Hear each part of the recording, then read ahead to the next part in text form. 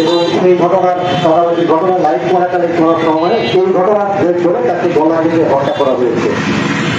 বিষয়টা অত্যন্ত দুঃখজনক এবং এসে আসলে মর্মান্তিক ঘটনা হতেই পারে না। এটা শুধু সাংবাদিকের ক্ষেত্রে না, এই ধরনের ঘটনা যদি অন্য কারো ক্ষেত্রেও ঘটতো তাহলে আমরা হয়তো বা আমরা এভাবেও বলতাম। তবে সাংবাদিক যে তার পেশার উপর দায়িত্বটা পালন করছিল, এরকম একটা পরিস্থিতি, এরকম একটা ঘটনা এবং এরকম মানে বর্তমানে সরকার ব্যবস্থা ও দলীয় সরকার নেই, তারপরেও এই ঘটনা আমরা আসলে অত্যন্ত দুঃখের সঙ্গে এই জিনিসটাকে নিচ্ছি এবং আমি মনে করি এবং আমার এখানে যারা সহযোগিতা রয়েছে এই ঘটনা তীব্র নিন্দা দেওয়াতে আসলে আমরা এখানে দাঁড়িয়েছি। আমরা আশা করি হত্যা করা হয়েছে। তার ঠিক আগের দিন একই জেলায় অর্থাৎ গাজীপুরে আরেকজন সাংবাদিকের পা এবং মাথা পিছিয়ে ফেলতে দেওয়া হয়েছে। ঘটনাটা কারণ একই, চারাবাড়ি তারা নিউজ করতে গিয়েছিল বা প্রতিবাদ করতে গিয়েছিল। এভাবে শুধু গাজীপুরে নয়, সারা বাংলাদেশেরই সাংবাদিকদের উপর নির্যাতন চালানো হচ্ছে, একটা ভীতিকর পরিবেশ তৈরি করা হচ্ছে। আমরা এসব ঘটনার তীব্র নিন্দা জানাই এবং যারা এর সাথে জড়িত তাদেরকে আমরা অবিলম্বে গ্রেপ্তারের দাবি জানাই। যদি ইতিমধ্যে আহতমান হত্যার ঘটনায় সর্বশেষ 7 জনকে গ্রেপ্তার করা হয়েছে। তবে তাদের যে উপযুক্ত বিচার হবে এই নিশ্চয়তাকে আমরা দিতে পারি বা কেউ দিতে পারবেন। তারা কি জেল থেকে বেরিয়ে আশুমান কুহিনের পরিবারকে যে আমরা হুমকি ধমকি দেবে না মামলা তুলে নেওয়ার জন্য, তার নিশ্চয়তা কি করে কেউ দিতে পারেন? আমরা এমন ঘটনার তীব্র নিন্দা জানাই। আমরা যে কথা একটু আগে একজন আমাদের সহকর্মী বলে গেছেন যে সাংবাদিকরা সেখানে অন্য দল থাকে না, থাকে হলো সাংবাদিকরা হলো ক্ষমতাসীন দলের আরেকটি। এদিকে কালো টাকার নোট 1000 টাকা হলে সাংবাদিকের মাথা কেনা যায়। এই জায়গাটা আমাদের বেরিয়ে আসতে হবে, নইলে আমাদের কষ্ট দিতেই হবে, মান দিতেই হবে। আজকে ভালো লাগছে, আজকে এই রাস্তার শুভ উদ্বোধন নিউজটা আসছে, ওতে একজনের নাম নাই সাংবাদিক রাজনীতি। যখনই আপনি ওই তথ্যটা জমা যাবেন তখনই আপনি আক্রান্ত হবেন। আসুন আমরা ওই কালো টাকা থেকে ঘোরানোর আমাদের প্রকৃত বিষয় এখন শুধু উদ্বোধন অমুক পাই অমুক দামের কে গেছিল। এই তো আমরা পড়াশোনা দেখছি যে সরকারি ক্ষমতায় আসুন আমাদের অনুষ্ঠিত লোকের বাদ হয়ে যায় মন করে আপা হয়ে যায় কারণে। এর থেকে আমাদের বিরত থাকতে হবে, আমাদের শেখার জন্য। ধন্যবাদ সবাইকে। আর আগামীকাল সকাল 10টায় বালিয়াকান্দি উপজেলা রিপোর্টার কর্মরত সাংবাদিকদের ব্যানারে মানববন্ধন কর্মসূচির আয়োজন করা হয়েছে। আপনারা সবাই উপস্থিত থাকবেন এই আশা ব্যক্ত করে আমরা আবার আজকে বক্তব্য শেষ করছি। আমি একজন মুক্তিযোদ্ধা, তো আপনাদের এই অনুষ্ঠান আমি ফিরে আসলাম, রেলকে ফিরে আসলাম।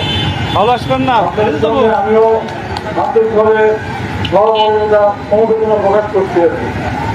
আজকে প্রেক্ষিতে উচিত আমাদের দেশের সমগ্র সাধারণ মানুষ আপনাদের মধ্যে জানানো, কিন্তু দুর্ভাগ্যের বিষয়ে আজকে আমাদের সেই কারণটাই দেখা যায় না।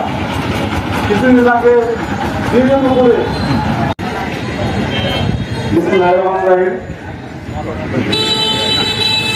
আসলে মাঝে মাঝে আমাদেরকে এই ধরনের রাস্তায় দাঁড়াতে হয়। আমার প্রশ্ন, কেন আমাদের রাস্তায় দাঁড়াতে হবে? আজ গাজীপুরে আমার ভাই, আমার সহকর্মী তুমিকে নৃশংসভাবে হত্যা করা হয়েছে। আসলে সাংবাদিকরা কি কারো শত্রু? আমার শত্রু না।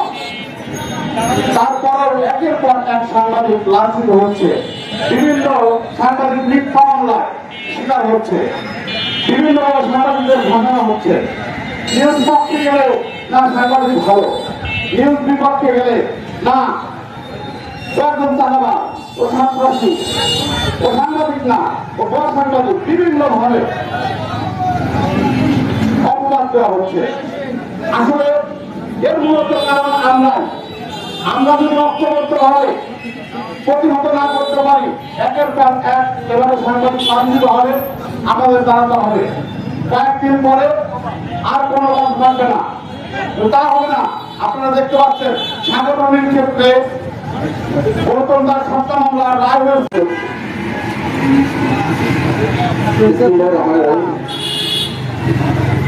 তুমি আমার সহকর্মী, তুমি আমার ভাই। আজকে তুমির জন্য আমরা রাজপথে নেমেছি। এরকম আজকেই প্রথম নয় যে আমরা কোনো এক তরুণের জন্য রাজপথে দাঁড়ালাম।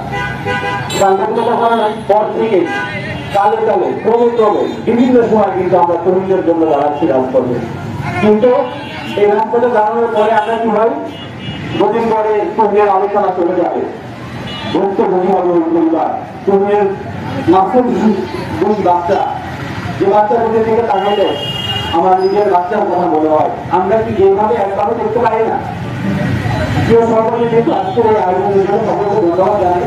বিশেষ করে মফস্বল থেকে আয়োজনের সকল সভাপতিরা যারা জেলার এই কর্মসূচিতে ডাকতে কোনো বিধানে না ভেবে একেবারে স্বতঃস্ফূর্তভাবে আপনারা রেখেছেন, আপনাদের সকলের জন্য কৃতজ্ঞতা জ্ঞাপন করছি। দুটি কথা বলতে চাই। প্রথমত হচ্ছে, একটা জিনিস আমার খুব ভালো লেগেছে, সেটা হচ্ছে সন্ধ্যায় যে পত্রিকাটিতে কাজ করতেন, সেই পত্রিকার সম্পাদক শ্রদ্ধা রবি ভাই, আমি ব্যক্তিগতভাবে এই মানুষটাকে চিনি। উনি ঘটনার পর থেকে তার জীবনে অবস্থান করছে 2 দিন এবং সর্বশেষ তার লাশ দাপন পর্যন্ত তিনি কিন্তু ওইখানে অবস্থান করেছেন। এবং এমন একটি প্রতিষ্ঠানে যিনি কাজ করেন, উনি আমারও একজন সহকর্মী। ধন্যবাদ রাজবাড়ির সহকর্মীবৃন্দকে। আমি একটি কথা বলতে চাই, আমাদের সহকর্মীরা অনেক কথা বলেছেন। আমার একটি কথা হলো, আমরা বিচার চাইবো কার কাছে?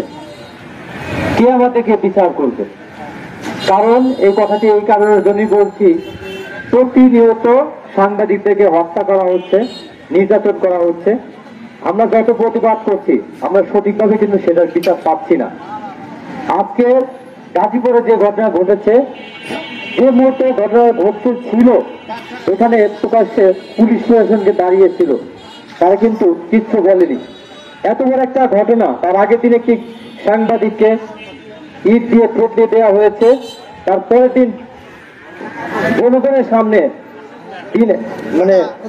দিনের আলোতে এরকম একটা ঘটনা ঘটলো, কিন্তু প্রশাসন তাদের তরফ করেনি। আমি আরেকটি কথা বলবো যে আমাদের আর কত রক্ত দিতে হবে, আর কত প্রাণ দিতে হবে, যে তার জন্য আমাদের এই বিচার পাবো। আপনি কি চোখে দেখেন না?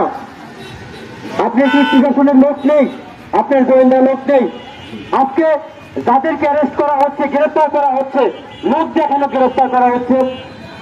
সিসি ফুটেজে দেখা গেছে যারা হত্যা করেছে, হত্যা করে তারা ওইখানে দাঁড়িয়ে উল্লাস করেছে, আপনারা প্রশাসন ওইখানে দাঁড়িয়েছিল।